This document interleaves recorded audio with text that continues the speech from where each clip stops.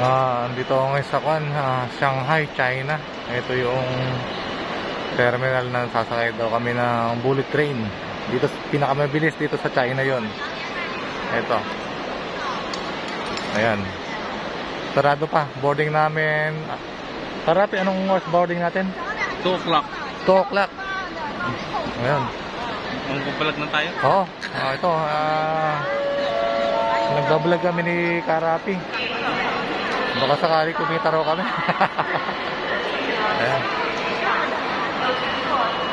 Kaibigan.